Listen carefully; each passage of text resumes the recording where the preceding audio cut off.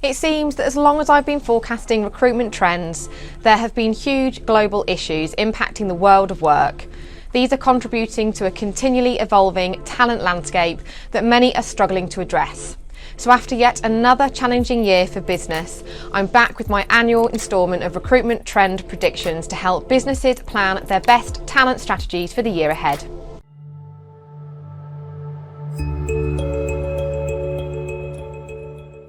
Hi, it's Emily Gregson here at Signature Career Management, where our passion is placing leading FMCG talent who transform the commercial performance of teams and organisations across the world. So if you're looking to boost the commercial performance of your business, be sure to hit subscribe and click the link in the description below to follow our LinkedIn company page, where you'll find up-to-date market insight, career advice, recruitment tips and general all-round good content. And don't forget, if you'd like more information surrounding the content in this video, follow the link in the description below to download a handy ebook that summarises everything I'll be talking about, including feedback from the tens of thousands of our LinkedIn followers we survey every single week. But without wasting time, let's get on with it.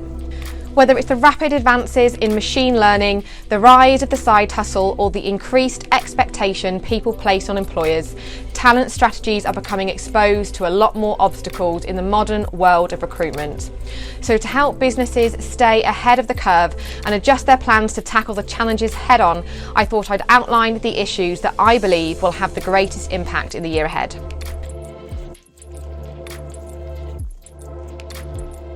Artificial intelligence is already having a major impact on industry, and recruitment is no exception. But in the upcoming year, I expect it will play an even bigger role as more companies adopt new tools and technologies. At scale, AI can be used to analyse large amounts of data about candidate and job openings to identify the best matches.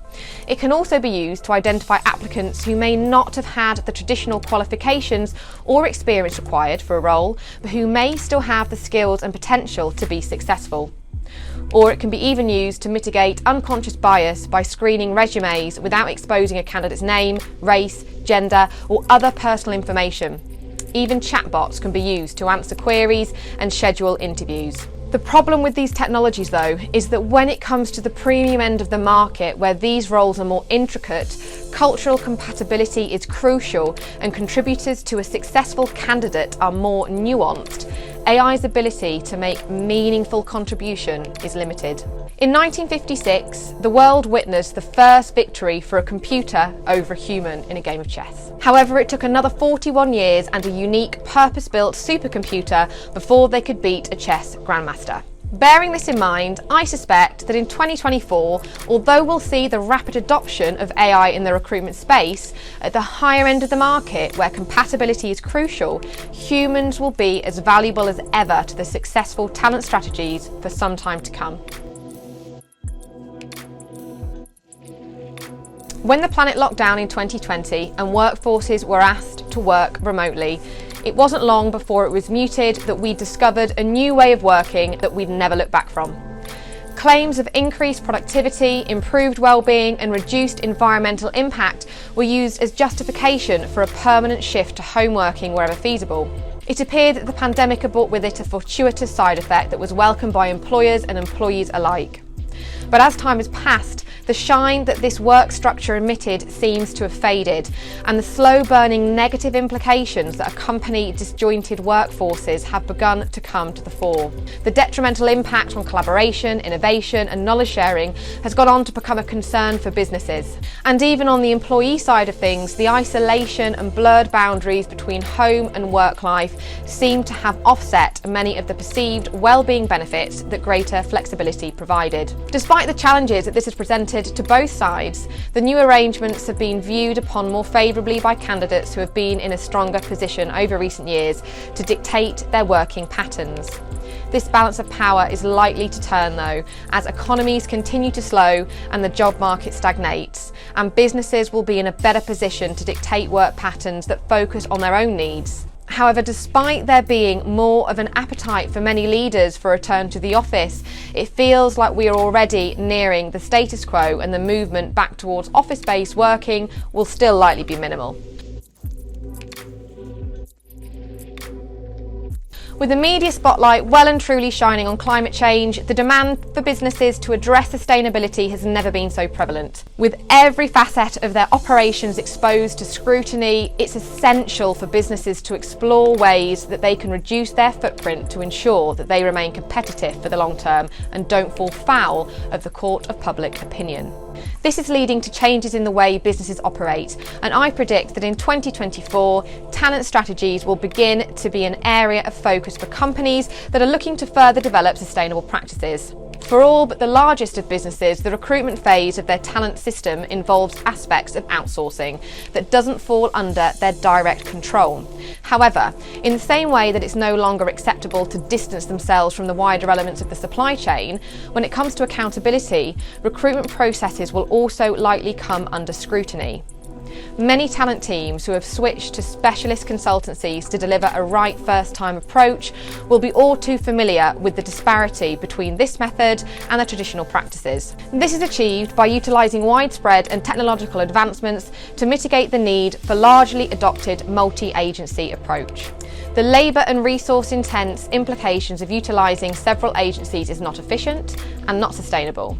This is because large aspects of agency roles are duplicated without any improvement in outcome. In fact, evidence suggests a chronic deterioration in outcome, purely to focus on the tangible cost savings from the fee element of recruitment. It's therefore only a matter of time before businesses are called out for using the short-term approach and the new and more sustainable methods that raise standards across the industry begin to be more universally adopted. The upheaval of the last few years has resulted in some of the highest levels of employee turnover ever seen, giving rise to phrases such as the Great Resignation and quiet quitting. This has contributed towards a cultural shift whereby jobs are no longer seen as a career-long vocation, but merely a stepping stone to new opportunities, whether that is within the same employer or more often than not elsewhere. The widespread movement has eased the stigma around CVs, which may have previously been viewed as jumpy or non-committal, and candidates are now starting to make career choices that reflect this.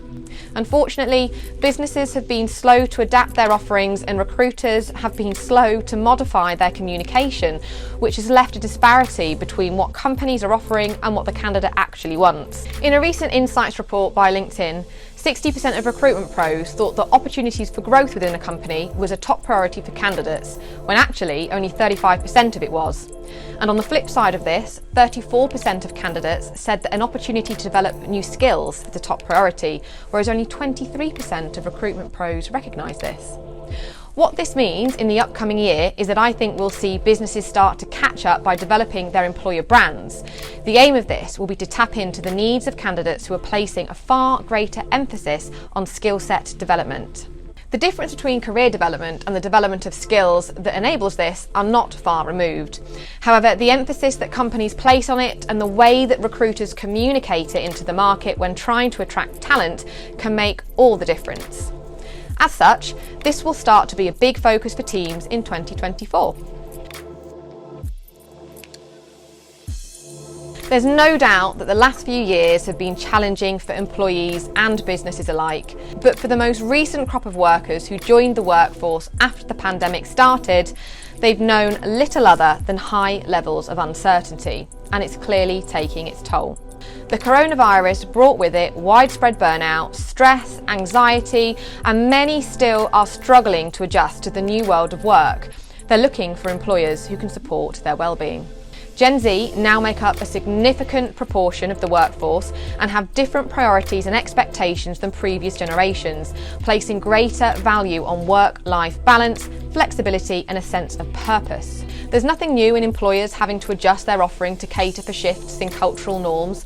However, with the even faster pace of change in the aftermath of recent trials and tribulations, it is putting greater pressure on businesses to keep up. Despite the global downturn, which is clawing back some of the power that candidates have yielded over recent years, the next generation of workers are more steadfast in their employer expectations. As we move through 2024, employers that want to strike a chord with the next wave of talent are going to need to adjust their talent strategies accordingly. This means evolving their EVPs to be more employee-centric and cater to the physical, mental and social health of their teams, but also ensuring that this is interwoven with their employer brand to ensure that they can communicate this into the market to attract the talent that they need when recruiting. With fresh global emergencies hitting the headlines on what seems like a weekly basis, the pace of change that businesses have needed to embrace to meet these challenges has added additional complexity to an already demanding landscape. Certain functions within the corporate structure have risen to the task and demonstrated the flexibility required to adapt, but the more people-centric functions that rely on human responses have a bigger hill to climb, given that as a species, we inherently fear change. Recruitment seems to be faced with a perfect storm of issues though, given its people focus and the fact that it is underpinned by a disjointed structure that often sees internal and external stakeholders pulling in opposite directions. From an industry perspective, recruitment is a complex beast. In the UK, for example, it had a £43 billion footprint in 2021, which was split across a staggering 30,000 recruitment companies. This leaves it like an oil tanker battling to change course, especially given its fragmented nature, which leaves it struggling to exact any real change. This has probably contributed to the fact that many businesses are still adopting the multi-agency approach, which is the relic of a bygone era of recruitment where agencies adorned the high street and job adverts lined the classified pages of national newspapers. If businesses really want to address these recruitment trends, they need to reconsider their current approach to talent attraction and start thinking about why it's done like that. Because if they can't answer these questions, it's likely that they've been fearing change for far too long.